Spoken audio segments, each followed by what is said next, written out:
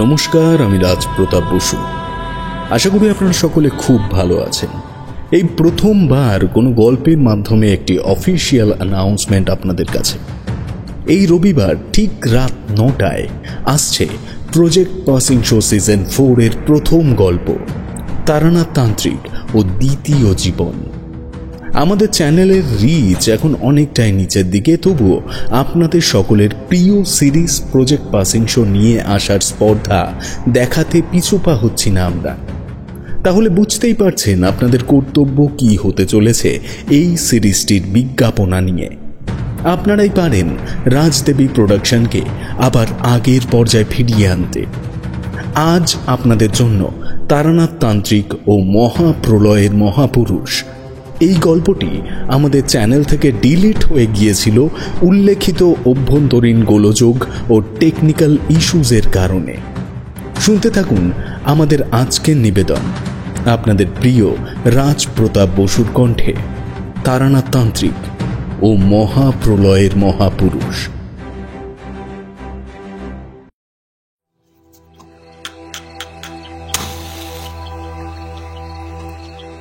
সে বহুকাল আগের কথা। তখন আমার বয়স আর কত হবে, উঠতি বয়সের যুবক মাত্র। যোগ সাধনায় কোনো ফল লাভ করতে পারবো না জেনেও বহুবার চেষ্টা করেছি সে পরীক্ষায় উত্তীর্ণ হওয়ার। কিন্তু ভাগ্যের ফের, সে আর আমি কি বদলাতে পারি? তাই অগত্যা বিধির বিধানের জন্য আমায় সাধনার মধ্যপথে আবার গৃহে ফিরতে হয়। আমার এই জীবনে আমি বাঁচার মতো বেঁচেছিলাম ওই 3 মাস বরাকর নদীর তীরে মধুসুন্দরী দেবীর সাথে, যা আমি ইহ জীবনে কেন কোনো জীবনেই হয়তো বলতে পারবো না। কি ছিল সেই দিন! তখন প্রায় আমি পাগলই হয়ে গেছি মধুসুন্দরী দেবীর জন্য। প্রতিদিন কেবলমাত্র আমি অপেক্ষা করি কখন সন্ধ্যা নামবে আর কখন আমার দেবী আমার সামনে উপস্থিত হবেন। খাওয়া দাওয়া নাওয়া তো প্রায় সবই আমি ছেড়ে দিয়েছিলাম। একা মানুষ, বনে বাদারে ঘুরি, টুকটাক সাধনা করি আর দেবীর সঙ্গ, এই নিয়ে মোটামুটি বেশ চলে যাচ্ছিল। বাঁধ সাধলো সেখানে আমার বাড়ির লোক। দিব্যি দিনকাল যাচ্ছিল। হঠাৎই বাড়ির লোক খবর পেয়ে আমায় সেখান থেকে বাড়ি ফিরিয়ে আনে জোর জবরদস্তি করে। বাড়িতে ফিরে তো আমার কোনো মতেই মন টেকে না। পথে পথে ঘুরি আর সারাক্ষণ দেবীর চিন্তায় মগ্ন থাকি। কিন্তু এখানে তো আর দেবী আমায় দেখা দেবেন না। কি আর করি, এভাবেই কেটে যাচ্ছিল সময়। এদিকে সব কিছু ছেড়ে চলে যে যাব সেটাও পারছি না, কারণ জগতের মাতৃশক্তি বড় মহাশক্তি। এই শক্তিকে অস্বীকার করার ক্ষমতা ইহ জগতে কেন, মহাজগতে কারণ নেই। অগত্যা সবকিছু বিধির বিধান বলেই মেনে নিলাম। তোমরা তো জানোই, তন্ত্র মন্ত্রের জীবনে প্রবেশ করার পর আমার কম লোকের সাথে পরিচিতি হয়নি। অনেক উচ্চ মার্গের সাধু এবং অনেক নিম্নতন্ত্রের সাধু উভয়কেই দেখেছি, এবং উভয়ের সাথেই যথেষ্ট গভীর পরিচয়ও আছে, সে ভালোভাবে হোক বা খারাপভাবে হোক।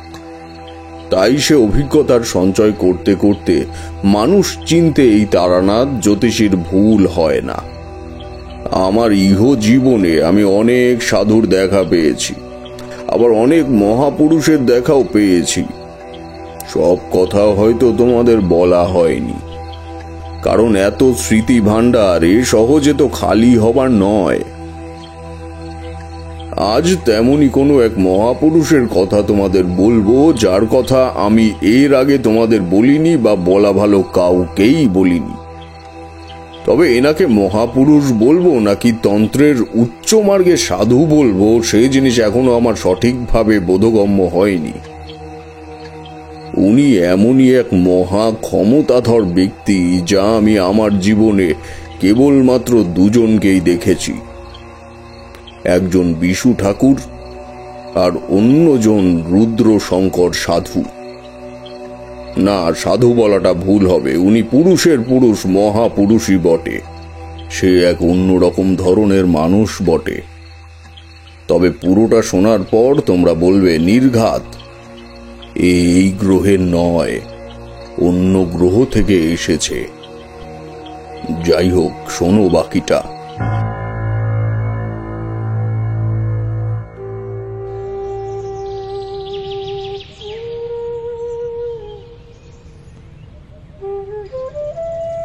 বাড়িতে তখন সবে সবে এসেছি, কিছুই ভালো লাগে না। কি খাই কি দাই কিছুই বুঝে উঠতে পারি না। ওই কেবল বেঁচে থাকার জন্য দুমুঠো পেটে পুড়তে হয়, তাই পুরি। স্বাদ বিস্বাদ যেন আমার জীবন থেকে পালিয়ে গেছে বহু দূরে। আমিও বিশেষ খোঁজ খবর নেই না তাদের। মধুসুন্দরী দেবী ওই যে আমার জীবন থেকে গেল আর গেল, তো সবই নিয়ে গেল। কিছুই আর ভালো লাগে না। এমনই একদিন ভোরবেলায় কি মনে করে বাড়ি থেকে বেরিয়ে গেছি। কোথায় যাব কি করব কিছুই জানি না। কেবল অজানার উদ্দেশ্যে হাঁটছি তো হেঁটেই যাচ্ছি। চোখে মুখে মনে মাথায় কেবল একটা জিনিসই ঘুরছে, আর তা হলো মধুসুন্দরী দেবী। এরকম যেতে যেতে পথ জঙ্গল পেরিয়ে প্রায় বাড়ি থেকে অনেক দূরে চলে গেছি। ততক্ষণ বোধহয় বাড়ির লোকজন খোঁজাখুঁজির পর্বও শুরু করে দিয়েছে। আমার সেদিকে কোনো খোঁজ নেই। পথ জঙ্গল বন বাদার নদী পালা পেরিয়ে কোথায় যে যাচ্ছি তার খোঁজ আমি তখনও জানি না। ঈশ্বরও বোধহয় সে বিষয়ে দ্বিমত ছিলেন। তা যাই হোক, তখন শরতের কাশ ফুলে নদীর চারপাশ সাদা হয়ে আছে। আকাশেও তখন সাদা মেঘের রাজত্ব। মা দুর্গা তখন সবে সবে তার শ্বশুর বাড়ি ফিরছেন এবং মা লক্ষ্মীর আগমনের বার্তা বয়ে আনছে মৃদু মৃদু রোদ ছায়ার যুগলবন্ধি। তবে সে দৈব সন্ধি যে আমি মনে প্রাণে ধারণ করব, সে হুঁশ আমার নেই। পথ চলতে চলতে এসে হঠাৎ দাঁড়িয়ে পড়েছি এক নায়েবের বাড়ির সামনে। ধুমধাম করে লক্ষ্মী পুজোর আয়োজন করা হয়েছে। আমি তো দেখে পুরো অবাক। এর মধ্যে লক্ষ্মী পুজোও চলে এলো আর আমি কিছু বুঝতেই পারলাম না। এতই বিভোর ছিলাম সেই সময় যে এইসব কিছুই ঠাউর করতে পারিনি। তবে নায়েব মশাই খুব সজ্জন ব্যক্তি, সেটা তার বিশাল এই আড়ম্বরের মাধ্যমেই বোঝা যায়। লক্ষ্মী পুজো সাধারণত অত বড় করে ধুমধাম করে হয় না, দেখা যায় না সেভাবে। কিন্তু সেই লক্ষ্মী পুজো একেবারে দেখার মতো। দুর্গা পুজোকেও লক্ষ্মী পুজো হার মানায়। এত বড় ধুমধাম করে আয়োজন সে পুজোর। বলতে পারো সে পুজোর আয়োজন এবং একটা অন্যরকম পরিবেশের ছোঁয়া পেয়ে আমি ওখানেই থমকে গিয়েছি। পা যেন আর কোনো মতেই সেখান থেকে নড়তেই চাইছে না। এত সুন্দর মনোরম দৃশ্য আর চারিদিকে একটা অন্যরকম আমেজ যেন পরিবেশটাকেই পরিবর্তন করে দিয়েছে। নায়েবের নাম দেবমাল্য চাটুর্যে। বেশ নাম ডাক তার সে গাঁয়ে। গ্রামের নাম অমরাবতী। সে গায়ের নামের সাথে পরিবেশের এক অত্যাশ্চর্য মিল রয়েছে। সে গ্রাম দেখে মনে হয় সত্যিই যেন স্বর্গে আছি। খুব যত্নে দেবতারা এই গ্রামটিকে নিজের হাতে রং তুলিতে এঁকেছেন। যাই হোক, নায়েবের বাড়ির পাশে মোটামুটি ছোটখাটো একটা মাঠ আছে। সেই মাঠে আয়োজন করা হয়েছে বিশাল বড় লক্ষ্মী পুজোর। ময়ূরের পেখম, কাশফুল এবং বাহারি রং বেরঙের লতা পাতার সমন্বয়ে এত সুন্দর করে মনোমুগ্ধকর একটি প্যান্ডেল করা হয়েছে যে দেখে মনে হচ্ছে মা লক্ষ্মী যেন বছরের পর বছর এখানেই সশরীরে অবস্থান করেন। প্যান্ডেলের পুরো ভেতরটা জুড়ে মেয়ে বউরা কাদা মাটি দিয়ে লেপে তার উপর খড়ি মাটি দিয়ে সুন্দর করে আলপনা প্রলেপ করে দিচ্ছেন। যেন মনে হচ্ছে দুপাশে ভরা ধানের ক্ষেতের মাঝ দিয়ে মা লক্ষ্মী স্বয়ং তার পদচিহ্ন ফেলে এগিয়ে চলেছে পুজোর বেদির দিকে। এতই দৃষ্টিনন্দন সে কারুকার্য। সেই এলাহি আয়োজন দেখে নির্দ্বিধায় অনুমান করা যায় এ পুজোর জোগাড় যন্ত্র শুরু হয়েছে বেশ কিছুদিন আগে থেকেই, নয়তো এত নিখুঁত পরিকল্পনা, এত নিখুঁত কারুকার্য এ 1-2 দিনে সম্ভব নয়। তখন বেলা আর কতই বা হবে, এই 9টা কি 9:30 নাগাদ সবাই মিলে ঢাক ঢোল বাজিয়ে চলল প্রতিমা আনতে। কি মনে হলো আমিও যেন তাদের সাথে হেঁটেই চললাম। হাঁটতে হাঁটতে প্রায় বেশ কিছুটা দূরে চলে এসেছি, কিন্তু সে পথ যেন আর শেষই হয় না। অগত্যা পাশের একজনকে জিজ্ঞেস করলাম, বলছিলাম আর কত দূর যেতে হবে প্রতিমা আনতে? তুমি কি এই গ্রামে নতুন এসেছো গা? জানো না, শুধু সেই কঙ্কাবতী গা থেকে মায়ের মূর্তি আনা হবে। সবে তো একটা গা পেরোলে, এখনো 2টো গ্রাম বাকি। তারপর গিয়ে পৌঁছবো নরেন পালের বাড়িতে। আসলে আমি নতুন এসেছি এই গায়ে। মায়ের এত বড় পুজো দেখে ভাবলাম মায়ের পুজো শেষ করে তারপরেই যাব। কিন্তু 3টি গ্রাম পেরিয়ে কেন মূর্তি আনতে যেতে হবে? আশেপাশের গায়ে কি কোনো পাল নেই? তুমি তো দেখছি বাবু কিছুই জানো নি। অবশ্যই জানবেই বা কি করে, তুমি তো নতুন এসেছো এই গায়ে। নরেন পাল হচ্ছে আশেপাশের 25টা গায়ের মধ্যে সব থেকে বড় পাল। তার হাতে মাটির প্রতিমা জীবন পায়। তার বানানো মূর্তি দেখে কেউ ধরতেই পারবে না সে আদৌ কোনো মাটির মূর্তি নাকি সত্যি সত্যি জীবন্ত কোনো দেবী। তাই নায়েব মশাই প্রতি বছরই নরেন পালের থেকে মায়ের মূর্তি নিয়ে আসে। সত্যি এমন হয় নাকি? তাহলে তো সচক্ষে দেখতেই হচ্ছে। সে তো দেখবেই, যাচ্ছ যখন তখন দেখতেই পাবে সত্যি কি মিথ্যে। কথা বাড়িও না, দ্রুত পা চালাও। অগত্যা কোনো কথা না বাড়িয়ে সকলের পেছন পেছন আমিও চললাম দেবী প্রতিমা আনতে। 3টে গ্রাম ছাড়িয়ে হাঁটা শুরু করলাম নদীর পাশ দিয়ে। শরতের কাশফুলে সাদা হয়ে আছে নদীর পাড়। সত্যি দেবী আগমনের যাত্রাপথ, সে সত্যি এক অপূর্ব ব্যাপার। ভেবে দেখো, বছরে আর কোনো সময় কিন্তু এমন সুন্দর আবহাওয়া আসে না। প্রকৃতি নিজের সাজে এমন কখনো সাজে না। একমাত্র এই শারদীয়ার পূর্ণ লগ্নে এমন সৌন্দর্য দেখা যায়। বেশ কিছু সময় ধরে হাঁটার পর 4 নম্বর গ্রামের মাঝামাঝি এসে পৌঁছালাম সেই নরেন পালের বাড়ি। সে কোনো বাড়ি নয়, মনে হচ্ছে কোনো দৈবশালা। সারি সারি করে বিভিন্ন দেবদেবীর মূর্তি রাখা আছে সারা বাড়ির উঠোন ভরে। দুর্গা, কালী, লক্ষ্মী, নারায়ণ, সরস্বতী, কোনো দেবদেবীর মূর্তিরই অভাব নেই সেখানে। একসাথে আমরা যারা ঠাকুর আনতে গেছিলাম সবাই দেখলাম এদিক ওদিক ঘুরে ফিরে বিভিন্ন সাজে সজ্জিত ঠাকুরগুলো দেখছে। বাম পাশে দেখি একজন লোক কোনো একটা মূর্তিতে মাটি লাগাচ্ছে। আমাদের ঢুকতে দেখে এগিয়ে এসে বলল, আপনারা চলে এসেছেন? বাবু মশাই আপনাদের প্রীতিমে রং করতেছে। এরাই হয়ে গেছে, শুধু গয়না পরানো বাকি রয়েছে। এই আপনারা একটু দাঁড়ান, আমি ডাইকে আনছি। এই বলে ছেলেটা চলে গেল।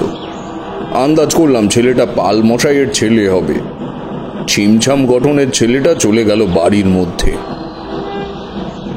আমিও ঘুরে ঘুরে দেখছি সব সুন্দর দেবদেবীর মূর্তিগুলো। সে শুধু সুন্দরই নয়, মাত্রাতিরিক্ত সুন্দর।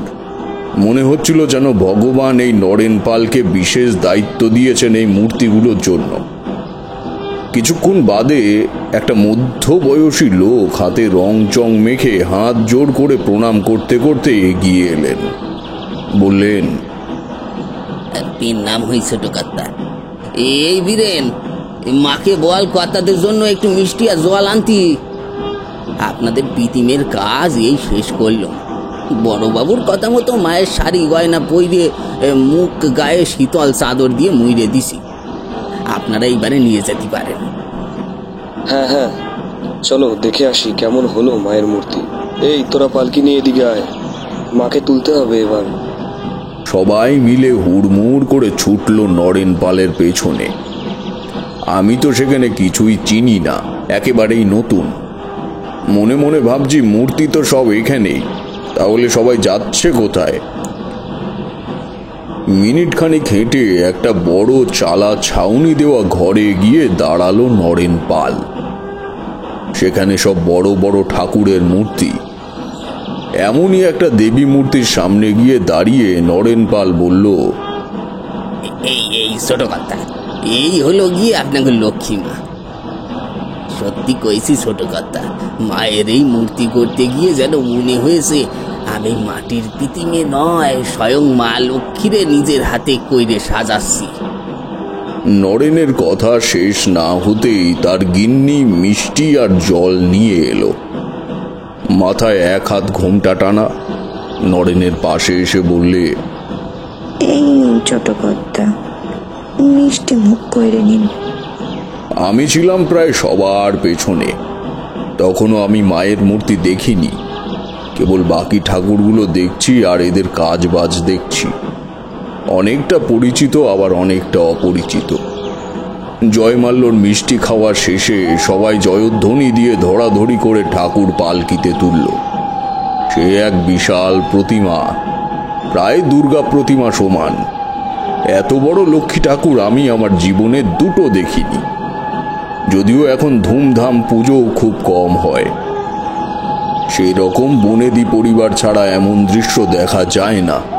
তা যাই হোক, আমি সেই লোকটার সাথে সাথেই রইলাম। রাস্তায় যেতে পথে তাকে আবারও জিজ্ঞেস করলাম, আচ্ছা, বলছি মা লক্ষ্মীর মূর্তিটা অমন করে ঢাকা কেন? সাধারণত খুব বেশি হলে তো মুখ ঢাকা থাকে, কিন্তু এক্ষেত্রে ব্যাপারটা একটু আলাদা দেখছি।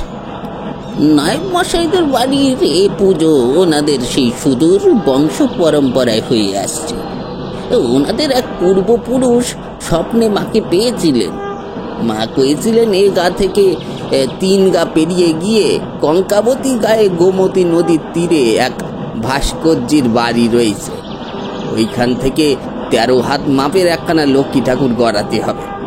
আর পাল নিজের হাতে মায়ের শীতল চাদরি কইরে সারা গা মুইরে দেবে। পরে সে পিতিমে বাড়ি আনার পর পুরুত বাউনের সাথে বাড়ির বড় কর্তা নির্জলা উপোস করে মায়ের গায়ের চাদর খুলে মূর্তি উন্মোচন করবে। সেই থেকে পরম্পরা হয়ে এই পুজো হয়ে আসছে। বুঝতে পারছ? হ্যাঁ হ্যাঁ, বুঝেছি, কিন্তু এই প্রতিমা নিয়ে আসার সময় উনি মিষ্টি মুখ করলেন যে, এমন তো দেখিনি আগে। এই বংশের নিয়ম, আমরাও মেনে চলি আর বিশ্বাস করি। কোনো ভালো কাজ শুরু করার আগে মিষ্টি মুখ করলে তা অবশ্যই ভালোই হয়। সেই জন্য যে কোনো মায়ের পিতিমে আনার সময় সেই বাড়ির কোনো মানুষ মিষ্টি মুখে মায়ের পালকিতে ওঠায়। আর ওই যে যিনি মিষ্টি খেলো উনি হলেন গিয়ে জয়মাল্য চাটুর্যে, নায়েব মশাইয়ের ছেলে। এবার পা চালাও দেখি, ওদিকে আবার পুরুত মশাই চলে এলো কিনা কে জানে। কথাটা শেষ করে উনি চোট পায়ে হাঁটা শুরু করলেন। আস্তে আস্তে আমিও গুছিয়ে নিচ্ছি মনের মধ্যে সব কিছু। চারপাশে ঢাক ঢোল বাজছে, সেই সাথে গ্রামের সব লোকজনের সে কি আনন্দ উল্লাস। এভাবে চলতে চলতে কখন যে এসে পড়েছি সেই সৌন্দর্য মণ্ডিত পুজোর বেদির সামনে বুঝতেই পারিনি। বাড়ির মেয়ে বউরা সব শাঁখ বাজাতে উলুধ্বনি দিতে শুরু করলো। চারিদিকে সে এক অন্যরকম পরিবেশ বিরাজ করছে। তখন ধীরে ধীরে সবাই বেদির উপর প্রতিমা তুলে দিল।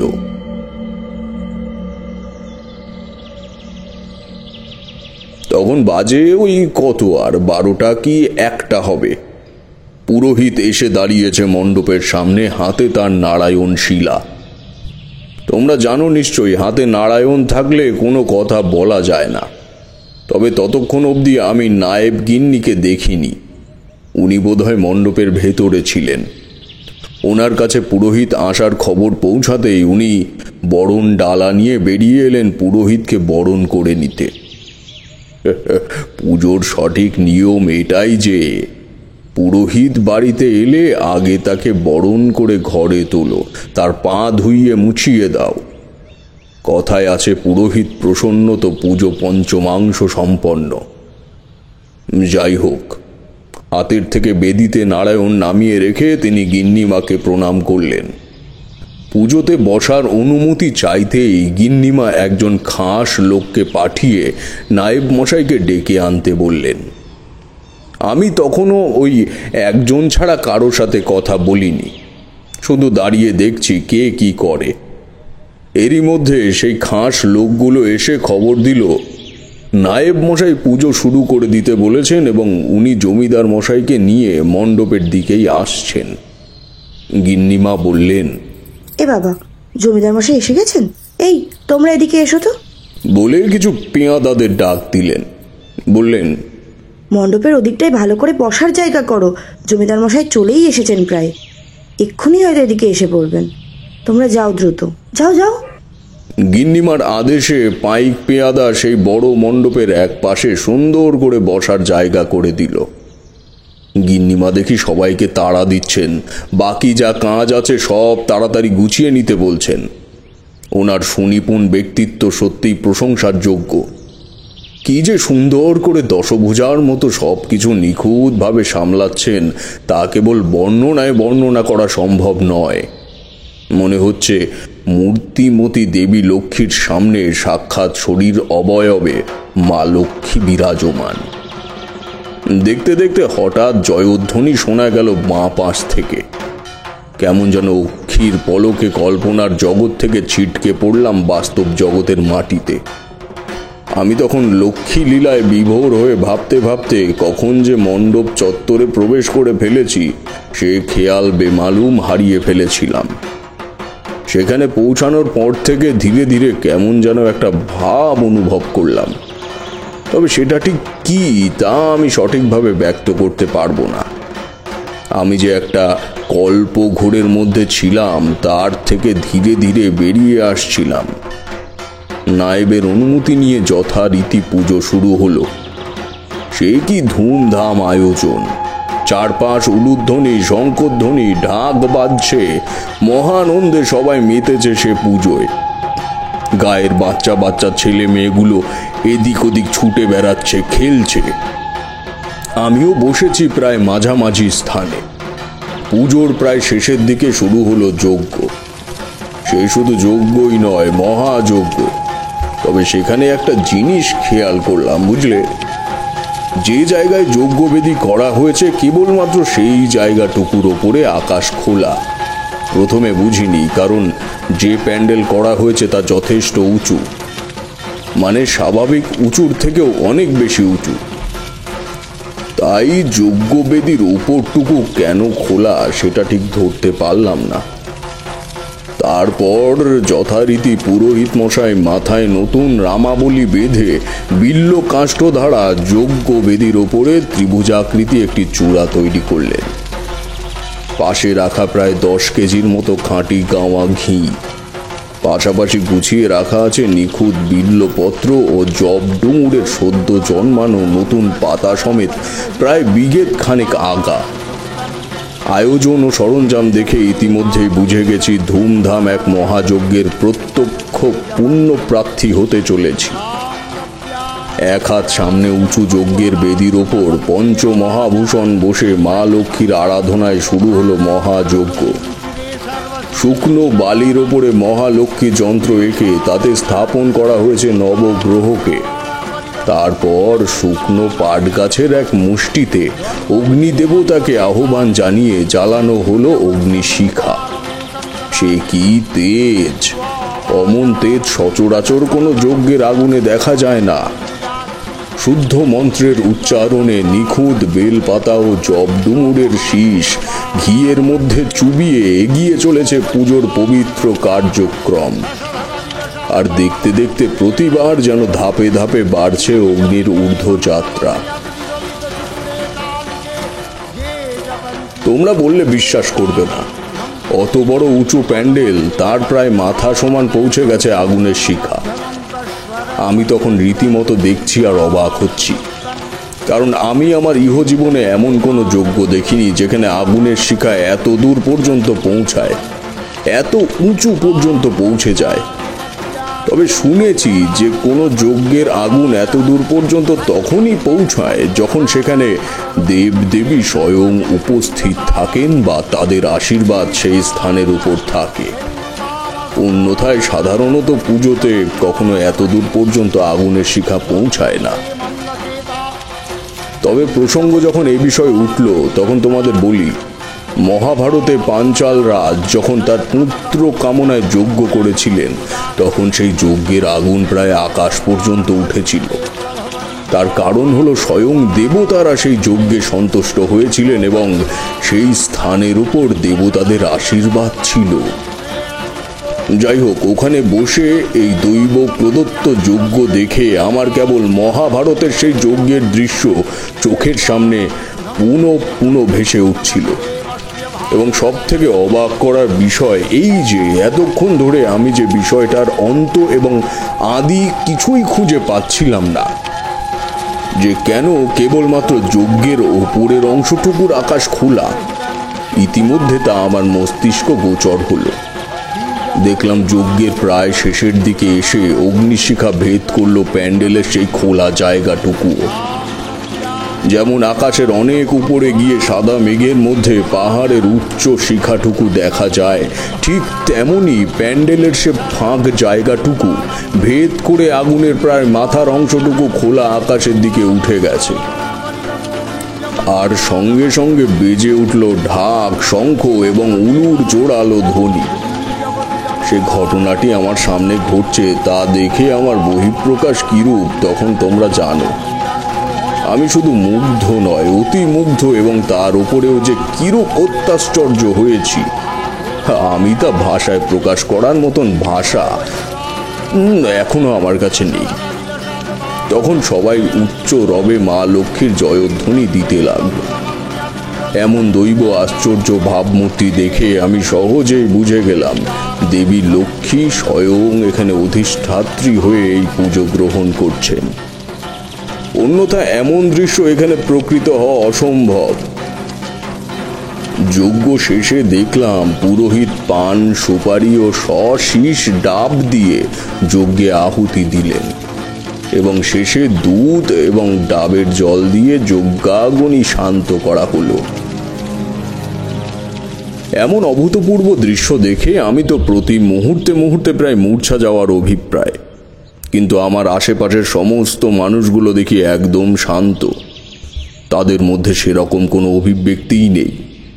যে চোখের সামনে যেটা দেখছি সেটা সাধারণ নয়। কাউকে যে কিছু জিজ্ঞেস করব সেটুকুও অনুভূতি আমার মধ্যে কাজ করছে না, এতটাই বিমুগ্ধ আমি। ইতিমধ্যে সবাইকে যজ্ঞের ফোঁটা দেওয়া শুরু করেছেন পুরোহিত মশাই এবং সবাইকে অঞ্জলি দেবার জন্য তৈরি হতে বলছেন।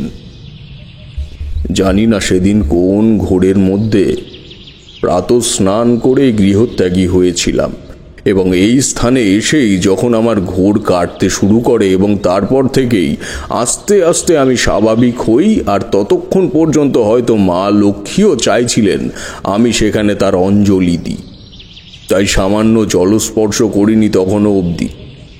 যজ্ঞের ফোঁটা নিয়ে আমিও তৈরি হলাম মায়ের চরণে পুষ্পাঞ্জলি দেওয়ার জন্য। ভক্তি ভরে অঞ্জলি দিলাম তার চরণে এবং প্রার্থনা জানালাম তিনি যেন এই গ্রামকে ঠিক এই রকমই পুণ্যভূমিতে বিরাজিত করে রাখেন। পুজোর শেষে কি করব না ভাবছি, এমন সময় সেই লোকটি এসে আমায় বলল, এই যে বাপু শোনো, হ্যাঁ হ্যাঁ তোমাকেই বলছি, বলি না খেয়ে দিয়ে আবার চলে যেও না জানো। আজকে গিন্নি মাও বড় বাবু নিজের হাতে পেশাদ দেবেন আর কাঙাল ভোজন করাবেন। আশেপাশে দূর দূর গায়ের থেকে আজকে এখানে অনেকে প্রসাদ খেতে আসবে, তুমিও খেয়ে যেও বাপু। এই বলে লোকটি চলে গেল। চারপাশের লোকে লোকারণ্য হয়ে গেছে। তখন বেলা প্রায় 3টে পেরোয়।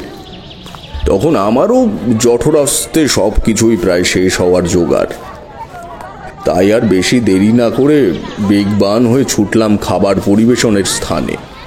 গিয়ে দেখি সেখানে ইতিমধ্যে প্রসাদ বিতরণ শুরু হয়ে গেছে। তাড়াতাড়ি গিয়ে বসলাম এক কোণে। তবে যাই বলো, সেকালের প্রসাদ পরিবেশনের ধারাটাই ছিল অন্য রকম। বসার সাথেই দেখি একটা উঠতি বয়সের ছেলে এসে কলা পাতা দিয়ে গেল। তখনকার সময়ে এমন কলা পাতায় করে প্রসাদ খেত সবাই। লাইনে শুরুতে দেখি গিন্নিমা আর নায়েব মশাই সবাইকে নিজ হাতে প্রসাদ দিচ্ছেন। সত্যি গিন্নিমাকে দেখে মনে হচ্ছে উনি সাক্ষাৎ অন্নপূর্ণা। এত বড় ধনী ব্যক্তি হয়েও ওনাদের মধ্যে কোনো অহংকারের বিন্দুমাত্র ছাপ দেখতে পাচ্ছি না। আর্থিক অবস্থা সেরকম উঁচু দরের না হলে এত বড় পুজো এবং এই ভোজনের আয়োজন করা কখনোই সম্ভব নয়। আমি তখনও আমার ডানে বায়ে খেয়াল করিনি কে আছে বা কে নেই। ওদিক থেকে আবার গাওয়া ঘি দিয়ে দেবভোগ চালের খিচুড়ির সুবাস ভেসে আসছে। সেই যে কি ঘ্রাণ! আহ, ওই যে কথায় বলে না, ঘ্রাণেই অর্ধ ভোজন। তো আমার হয়েছিল সেই অবস্থা। এত সুন্দর সুঘ্রাণে মন একদম ভরে গেছে। এদিকে মন ভরতে ভরতে দেখি গিন্নিমা আর নায়েব মশাই আমার সামনে এসে হাজির হয়েছেন এবং আমায় অন্ন পরিবেশন করছেন। সাথে সাথে এই পেছনে কয়েকজন এলো পঞ্চপদের সমাহার নিয়ে। বেগুনি, পাঁচমেশালি তরকারি, ধোকার ডালনা, ক্ষীর বাহাদুর, সাথে আর সে অনেক পদ, সে বলে শেষ করা যাবে না। মনের আনন্দে খাচ্ছি। খেতে খেতে হঠাৎ খেয়াল করলাম আমার পাশের লোকটা ঠিক একটা স্বাভাবিক নয়। মানে ওনার হাবভাব কেমন যেন একটা। সেই ভর দুপুরবেলাতেও উনি এক মাথা চাদর জড়িয়ে প্রসাদ খাচ্ছেন। ওনার মুখটা তখনও দেখিনি আমি সেভাবে, তবে ওনার মাথায় যে জটা আছে সেটা বুঝলাম ওনার পিঠের দিকে চেয়ে। প্রায় কোমর ছাড়িয়ে মাটিতে বসার চটের ওপরে পড়েছে সেই জটার শেষাংশ। দেখতে রোগাসোগা হলেও আবার কেমন যেন রোগা নন উনি। এদিক সেদিক সেভাবে তাকাচ্ছেনও না তেমন। নিচের কলা পাতার উপর রাখা প্রসাদের দিকে তাকিয়ে কেবল তুলে মুখে দিচ্ছেন তিনি। তখন আর মাথা ঘামালাম না বিষয়টায়, তবে বুঝলাম উনি একদমই সাধারণ মানুষ নন, কিছু সাধনা টাধনা করেন। তবে এটা বুঝতে পেরেছি তার কিন্তু যথেষ্ট কারণ আছে। একবার যারা এই তন্ত্রমন্ত্রের জগতে পা রেখে কিছু না কিছু উঁচু সিদ্ধি লাভ করে, তারা বুঝতে পারে এমন কাউকে দেখলে, বা কে সাধারণ আর কে অসাধারণ নয় তা বোঝার ক্ষমতা হয়ে যায়। তার উপর মধুসুন্দরী দেবীর আশীর্বাদ ছিল আমার মাথার ওপর। তখন আবার ওনার সাথে কোনো কথা না বাড়িয়ে ভাবলাম একেবারে খাওয়া শেষে ওনার সাথে কথা বলবো। নিরামিষ পদের যে কত বাহার আর কত রকমের হয় সেটা তোমাদের ধারণার বাইরে। আমি আমার জীবনে একটা অনুষ্ঠানে গিয়েছিলাম। সে অনুষ্ঠানের নাম অন্নকূট। প্রায় 200 থেকে 400 পদের রান্না। যদিও আমিও প্রথমে বিশ্বাস করিনি, তবে সে অনুষ্ঠানে উপস্থিত হয়ে বুঝেছিলাম আসলেই সত্যি এবং ইচ্ছে থাকলেই অত পদের রান্না করা সম্ভব। সে এক বিরাট বড় গল্প, বলবো একদিন পরে তোমাদের। আগে এটা শেষ করি। মহানন্দে পেট পুজো শেষ করে তৃপ্তির ঢেঁকুর তুললাম। ভোগগুলো এতটাই সুস্বাদু ছিল যে খাবার সময় এদিক সেদিক চাওয়াচাই না করে পেট পূজনে ব্যস্ত।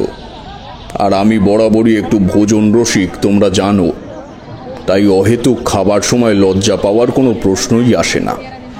এতক্ষণ খেয়াল করিনি, তবে এবার বিষয়টি আমার দৃষ্টিগোচর হলো। মনে মনে যার সাথে খাবার পর দেখা করব ভাবলাম, খাওয়া শেষে দেখি সে আমার পাশেই নেই। তখনও ধরতে গেলে সবাই বসে নিজের নিজের পাত চাটছে। মনে মনে ভাবছি এত দ্রুত খেয়ে উনি গেলেন কোথায়। উঠে পড়লাম আমিও দ্রুত ওনাকে খোঁজার জন্য। এত লোকের মধ্যে খুঁজে পাওয়াও দুষ্কর। অন্যে হয়ে খুঁজছি ওনাকে, কিন্তু কেন যে খুঁজছি তা জানি না। কেমন যেন একটা মস্তিষ্ক থেকে ওনার প্রতি একটা টান অনুভব করছি। মস্তিষ্কের থেকে বারবার আমায় তাড়া দিচ্ছে ওনাকে যেভাবেই হোক খুঁজে বের করতেই হবে, কথা বলতেই হবে, নতুবা আমি অনেক কিছু জানতে পারবো না। এইরকমই খুঁজতে খুঁজতে হঠাৎ দেখি উনি নায়েব মশাইয়ের দিকে এগিয়ে যাচ্ছেন। ব্যাপারটা তখন একটু খটকা লাগলো। তাহলে কি উনি নায়েব মশাইকে চেনেন? চোট পায়ে হাঁটা দিলাম সেদিকে। ততক্ষণে মোটামুটি প্যান্ডেলের ওদিক থেকে লোকজনের ভিড় হালকা হতে শুরু করেছে।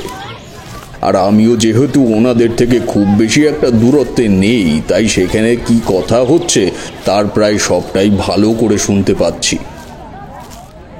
ওনাকে হঠাৎ পেছনে দেখে নায়েব মশাই জিজ্ঞেস করলেন, এ কি সাধু বাবা, আপনার লাগেনি তো? না না বাবা, লাগেনি। তোমার? আপনি প্রসাদ খেয়েছেন তো? হ্যাঁ বাবা, খেয়েছি খেয়েছি। আমার সত্যি পরম সৌভাগ্য যে আজকে মায়ের পুজোর দিন একজন সাধুর দেখা পেলাম। মনে মনে এই একটা জিনিসের আক্ষেপ ছিল যে একজন সাধুর দেখা যদি অন্তত পেতাম। আপনি আমার সেই আশা পূর্ণ করে দিলেন। তোমার মঙ্গল হোক। তোমার সাথে দুটো কথা বলার ছিল বাবা। হ্যাঁ হ্যাঁ, অবশ্যই বলবেন, কিন্তু তার আগেই আমাদের আপনার চরণ ধোয়ার সৌভাগ্যটুকু দিন। এই বলে উনি ডাক দিলেন, ইরাবতী, জয়মাল্য, তাড়াতাড়ি এদিকে এসো, একজন সাধু বাবার দেখা পেয়েছি, তাড়াতাড়ি এসো এদিকে। বলা মাত্রই দেখলাম গিন্নিমা এবং তাদের ছেলে চলে এসেছে। এরই মধ্যে কিছু পাইক পেয়াদা সেই জায়গায় বসার আসন এবং পা ধুইয়ে দেওয়ার জন্য জল নিয়ে এলো। আমি এগুলো দেখে আর খুব বেশি সেদিকে এগোলাম না, দূর থেকেই দেখছি সবটা। দেখলাম নায়েব মশাই, গিন্নিমা এবং তাদের ছেলে একসাথে সেই সাধুর পা ধুইয়ে দিচ্ছে পরম ভক্তি সহকারে। সত্যি এমন মানুষ এখনকার সময় আর দেখা যায় না। এত বড় ধনী হওয়া সত্ত্বেও তাদের মধ্যে কোনো অহংকারই নেই। এমন জীর্ণ শীর্ণ ধুলো মাখা ময়লা কাপড় পরিহিত একজন সাধুকে তারা পরম ভক্তিতে এত যত্ন করছে। পা ধোয়ানো শেষ হয়ে গেলে নায়েব মশাই বললেন, এই আমার সত্যি পরম সৌভাগ্য যে আপনি এই শেষ বেলায় এখানে এসেছেন এবং আমরা আপনার দর্শন পেয়েছি। আমাদের বংশের রীতি অনুযায়ী এই লক্ষ্মী পুজোর দিনে ব্রাহ্মণ, বৈষ্ণব এবং সাধুদের সেবা করে তাদের সন্তুষ্ট করে তাদের আশীর্বাদ নেওয়া হয় এবং মানা হয় তাদের পবিত্র আশীর্বাদে আমাদের এই জয়যাত্রা অক্ষুণ্ণ থাকে। এই রীতি আমরা মন প্রাণে বিশ্বাস করি। তবে এইবার কোনোভাবেই তৃতীয় অর্থাৎ কোনো একজন সাধুর দেখা পাচ্ছিলামই না। সত্যি বলছি সাধু বাবা, মনটা খুবই খারাপ হয়ে গেছিল। ভেবেও ফেলেছিলাম যে তাহলে আমি কি এতই পাপ করে ফেলেছি যে এই রীতি আমার দ্বারাই প্রথমবার ভঙ্গ হবে। কিন্তু মনে হওয়া শেষ ভর্তি আর মা লক্ষ্মীর প্রতি দৃঢ় বিশ্বাস যে তিনি আমায় অবশ্যই একটা না একটা পথ দেখাবে, তাই শেষ বেলাতে আপনার দেখা পেলাম। সেই সাধু নায়েবের কথা শুনে বললেন, আশীর্বাদ করি ধনে জনে মানে সুখে শান্তিতে তোমাদের এই বংশ পরম্পরা রীতি বজায় থাকুক। সৌভাগ্য বর্ষিত হোক তোমাদের সকলের উপর। এই কথা বলার পর দেখলাম উনি ওনার অনামিকা এবং বৃদ্ধাঙ্গুলি দ্বারা ওনার ত্রিনয়নের মাঝখানে চেপে ধরলেন। কিছু মুহূর্ত এমন চেপে ধরে থাকার পর তিনি গিন্নিমায়ের দিকে তাকালেন। সেই তাকানোটা খুব একটা স্বাভাবিক নয়, সেটা আমি ওনার অভিব্যক্তিতেই বুঝে গেছি। কিন্তু সাধারণ মানুষের পক্ষে সেই অভিব্যক্তি বোঝা একটু কষ্টকর। গিন্নিমার মাথায় হাত রেখে উনি বললেন, অত্যন্ত লক্ষ্মীমন্ত্র মেয়ে তুমি মা। স্বয়ং দেবী লক্ষ্মীর আশীর্বাদের হাত রয়েছে তোমার মাথার উপর। তোমার হাতেই রয়েছে এই পরিবারের সুখ সমৃদ্ধি। কিন্তু তোমার স্বামী। কথা শেষ না করতে দিয়ে গিন্নিমা বললেন, সাধু বাবা, ক্ষমা করবেন আপনাকে মাঝপথে থামিয়ে দেওয়ার জন্য। একটা জিনিস আনতে সত্যিই ভুলে গেছি, আমায় একটু সময় দিন। আপনার অনুমতি নিয়ে আমি সেগুলো আনতে যাচ্ছি। আমি ক্ষমা চাইছি, আমার অপরাধ নেবেন না সাধু বাবা। ঠিক আছে, তুমি যাও মা। সাধু বাবার অনুমতি নিয়ে গিন্নিমা দেখলাম অন্দরমহলের দিকে যাত্রা করলেন। অতি দ্রুত ভেতরে গিয়ে আবার ফিরে এলেন হাতে বেশ কিছু সামগ্রী নিয়ে। ফিরে এসে বললেন, এই সামান্য কিছু জিনিস আপনার জন্য রেখেছি, আপনি যদি এগুলো গ্রহণ করেন আমরা সত্যিই ধন্য হব। দয়া করে না করবেন না। তারপর দেখলাম গিন্নিমা একটা থালা থেকে বিভিন্ন রকমের উপকরণ তৈরি ভুজি সাধু বাবার পুঁটলিতে ঢেলে দিলেন এবং একটি মোটা পশমের চাদর দিয়ে সাধু বাবার গায়ে জড়িয়ে দিলেন। সাধু বাবা বললেন, সদা সৌভাগ্যবতী হও মা জননী, তোমার সমস্ত বিপদ আমি মাথায় নিই। সাধু বাবা, আপনি বিপদ মানে কোন বিপদের কথা বলছেন? যদি একটু খুলে বলেন, আমি তো সত্যি বুঝতে পারছি না। আমাদের কি সামনে কোনো বিপদ আসতে চলেছে? তবে কি মায়ের পুজোতে কোনো ভুল হলো? আমাদের সবটা খুলে বলুন আপনি, দয়া করুন। সেই সাধু এবার বসার আসন ছেড়ে উঠে দাঁড়ালেন। সবার দিকে তাকিয়ে গিন্নিমায়ের সামনে এসে দাঁড়িয়ে ওনার মাথায় হাত রেখে বললেন, তথাস্তু। গিন্নিমা বললেন, সাধু বাবা, আমাদের অতিথিশালায় ব্রাহ্মণ বৈষ্ণব সাধুদের জন্য বিশেষ ব্যবস্থা করা হয়েছে, বিশেষভাবে আপ্যায়নের জন্য। আপনি যদি অনুগ্রহ করে সেখানে কদিনের জন্য আশ্রয় নেন, তাহলে আমরা সত্যিই কৃতার্থ হব। আমার যখন আসার সময় হবে তখন আমি সত্যি আসবো রে মা। তুই আমায় যে বাধায় বাঁধলি, তাতে তো ঋণ শোধ না করে আমার তো মুক্তি হবে না রে। আপনার কথা আমি কিছুই বুঝতে পারলাম না সাধু বাবা। আমি এক সামান্য মানুষ মাত্র, আপনাকে ঋণের জালে বাঁধবো? এমন আস্পর্ধা আমি করি কি করে? উনি আর কোনো কথা বললেন না। তারপর মৃদু হেসে ওনার গন্তব্যে হাঁটতে শুরু করলেন। চাটুজ্জে বাড়ির কেউ আর ওনাকে পিছু ডাকলেন না। বুঝলাম এ বাড়ির ওপর আসা বড় কোনো বিপদ উনি নিজের ঘাড়ে নিলেন। আমার ইচ্ছা ছিল দেবমাল্য চাটুজ্জের সাথে সাক্ষাৎ করে যাব, কিন্তু সেই সাধুর গন্তব্য যাত্রা দেখে আর ওনার সাথে কথা বলার সময় পাইনি। তবে তার সাথে আমার বেশ কয়েকবার চোখাচোখি হয়েছে বটে। হয়তো তিনিও আমায় কিছু বলবেন বা শুনতে চান, তবে সে সুযোগ আর আমাদের কারো হয়ে ওঠেনি। তাড়াহুড়ো করে পিছু নিলাম সেই সাধুর। তখন আমার মাথায় আর সে চিন্তা নেই যে আমি বাড়ি থেকে কাউকে কিছু না বলে বেরিয়ে চলে এসেছি। সবাই চিন্তা করছে আমার জন্য। তখন কেবল আমার মাথায় একটাই চিন্তা, আমায় এই লোকের সাথে যেভাবেই হোক দেখা করতেই হবে। মনের মধ্যে প্রশ্নের ঝড় বয়ে যাচ্ছে। কে ইনি? কি বা এনার পরিচয়? যতটা সাধারণ এনাকে ভেবেছিলাম, ইনি তো তাই ননই, বরং এতটাই বেশি অসাধারণ যে আমি ওনার পাশে এতক্ষণ ধরে বসে থাকার পরও একবারের জন্য বুঝতে পারিনি উনি এতটা ক্ষমতার অধিকারী। যদিও কিছু একটা অন্যরকম অনুভব করেছিলাম, কিন্তু নেহাত মনের ভুল বলে সেটাকে উড়িয়ে দিয়েছিলাম। কিন্তু তখন ভাবছি যে নেহাত মনের ভুল বলে উড়িয়ে দেওয়া আমার উচিত হয়নি মোটেও। হাঁটছি তো হেঁটেই যাচ্ছি, কোথায় যে যাচ্ছি তার কোনো কুল কিনারা পাচ্ছি না। বন জঙ্গল পেরিয়ে যাচ্ছি, তাও হাঁটা যেন শেষ হয় না। আর সেই সাথে অদ্ভুত একটা জিনিস অনুভব করছি। আমি যতই দ্রুত হেঁটে ওনাকে ধরতে যাচ্ছি, জানি না কেন কোন বলে উনি ততই আমার থেকে দূরে চলে যাচ্ছেন। উনি কিন্তু বুঝতে পারছেন যে আমি ওনার পিছু নিচ্ছি, কিন্তু তাও একবারের জন্য উনি আমার দিকে ফিরে তাকাননি। আর এই জিনিসটাই আমাকে আরো বেশি অবাক করেছে, যে কোনো মানুষ যদি বুঝতে পারে যে তার পেছনে কেউ আসছে, সে অবশ্যই পেছনে ফিরে তাকাবেই, পেছনে কে সেটা পরখ করার জন্য।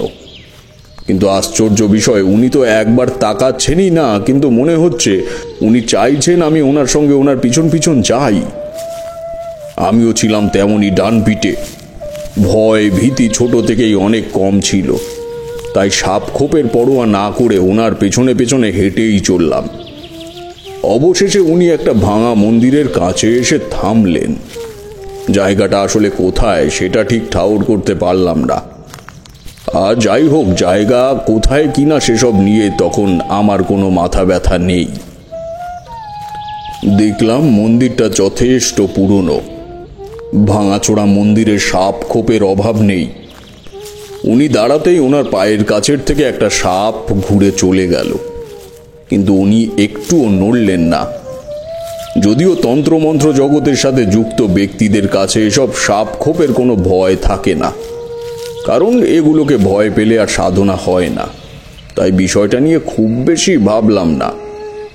তখন প্রায় সন্ধ্যা গাঢ় হওয়ার পথে, কিন্তু ওটা জঙ্গল, তাই মনে হচ্ছে রাত নেমে এসেছে। মন্দিরটা দেখে আমি ঠিক বুঝতে পারলাম না ওটা কোন দেবতার মন্দির। একেতে চারপাশ অন্ধকার, তার উপর আবার আলোর ছিটে ফোটাও নেই।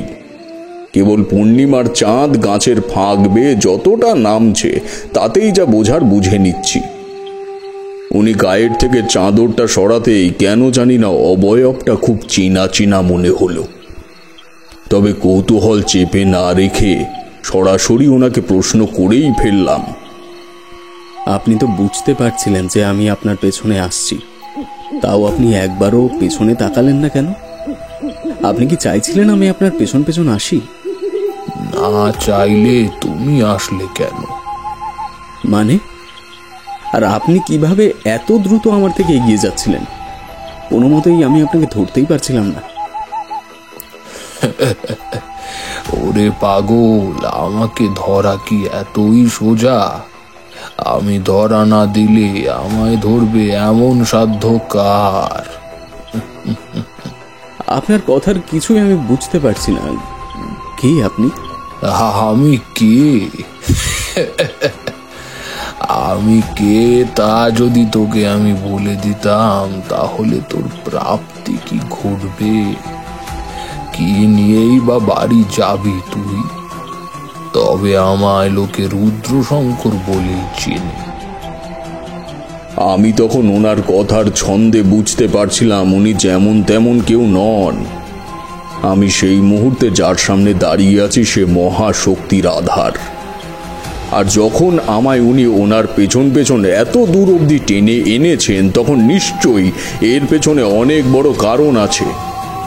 আমি হাঁটু গেড়ে মাথা নত করে প্রণাম জানিয়ে বললাম, হে মহাশক্তিধর মহাপুরুষ, আমি জানি না আপনি কে, কেনই বা এখানে আমাকে নিয়ে এসেছেন। তবে আমায় আপনি আদেশ করুন, কি হেতু সাধনার জন্য এই অধমকে আপনি দর্শন দিয়েছেন? আদেশ করুন প্রভু। অবশ্যই এই মহাক্রিয়া সম্পন্ন করার জন্য তোকে এখানে আনা। চৈত্র মাসের কৃষ্ণা চতুর্দশী তিথিতে শিবরামপুর গ্রামে শিব মন্দিরে যাবি, বাকিটা ওখানেই বুঝে যাবি। আপনার আদেশ শিরোধার্য। আপনার কাছে আমার এক অনুরোধ আছে, কৃপা করে যদি শোনেন। বল। আমায় আপনার শিষ্য করে নিন দয়া করে। আমার শিষ্য হবি? পারবি না রে। আমার শিষ্য হওয়া বড়ই কঠিন কাজ রে। সবাই আমার শিষ্য হতে পারে না। প্রভু, আপনি কোথায় থাকেন? আমায় নিয়ে চলুন আপনার সাথে। আমার সত্যি এই সংসার ভালো লাগে না। এই ভবের সব জায়গায় আমার বাড়ি, পঞ্চমহাভূতে বাস আমার। তুই পারবি না, বাড়ি ফিরে যা। মায়ের আদেশ, বন্ধন থেকে কখনো বেরোনো যায় না। শিশুকালে আমিও পারিনি আমার মায়ের আদেশ অমান্য করে বেরিয়ে যেতে। তুইও পারবি না। জগতে সে শক্তি কারোর নেই। তবে উপায়? আমার যে একটুও মন টেকে না ওই সংসারের নাক পাশে। তুই পারবি না রে, বৃথা চেষ্টা যাবে তোর। তোর কপালে আমি খুব শীঘ্রই বিবাহ যোগ দেখতে পাচ্ছি। তবে তোকে আমি খালি হাতে ফেরাবো না, কিন্তু এইবার কিছু দেবও না। তবে কি আমি সত্যি আবার আপনার দেখা পাবো? কবে? আমায় বলুন। এত উতলা হোস না। দেখা তুই আমার পাবি, তবে কবে, কখন, কোথায় সেটা তোকে বুঝে নিতে হবে। আমি বলে দেব না। যদি চিনে আমায় ধরে রাখতে পারিস, তবে আমি পুরোটাই তোর। যা, আর যদি না চিনতে পারিস তাহলে আবারও আপনি কি বলুন? এমন সময় হঠাৎ আকাশ কেঁপে বিদ্যুৎ চমকে উঠল। আমি বুঝতে পারলাম না এমন হওয়ার কারণ কি। কোনো মেঘ না, বৃষ্টি না, তাহলে এই পরিষ্কার আকাশে বিদ্যুৎ কিভাবে চমকায়? সেই বিদ্যুতের আলোয় হঠাৎ দেখতে পেলাম আমার সামনে দাঁড়িয়ে আছে এক জটাধারী তেজস্বী পুরুষ। সামনে এত আলোতে চোখ পুরো ধাঁধিয়ে গেল আমার। চোখের পলক ফেলে একটু রোগড়ে নিয়ে আবার যে তাকিয়েছি সামনে, দেখি সামনে কেউ নেই, পুরো অন্ধকার। শুধু অন্ধকারই নয়, নিকষ কালো অন্ধকার। বুঝতে পারলাম না মুহূর্তের মধ্যে কি হয়ে গেল আমার সাথে। জোরে জোরে ডাকতে লাগলাম আমি, সাধু বাবা, সাধু বাবা, আপনি কোথায় গেলেন? সাধু বাবা, রুদ্রশঙ্কর সাধু বাবা, আপনি কোথায়? আমায় কোনো পথের হদিশ না দিয়ে আপনি কোথায় চলে গেলেন সাধু বাবা? তখনও আমি বুঝতে পারিনি আমার সামনে যিনি ছিলেন তিনি আর কেউ নন। কে হতে পারে সে প্রশ্ন তোমাদের জন্যই থাকলো।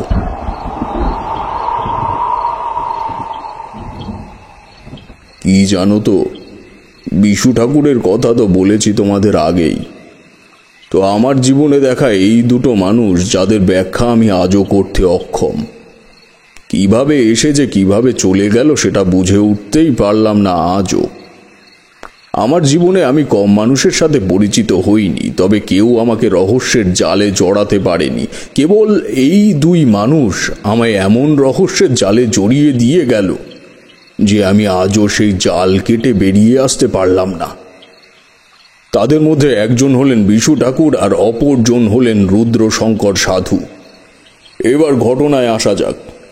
সেদিন সেই সময় হঠাৎ করে এমন বীভৎস পরিমাণে মাথার যন্ত্রণা শুরু হতে লাগলো যে আমি কোনো মতেই আর দাঁড়িয়ে থাকতে পারলাম না।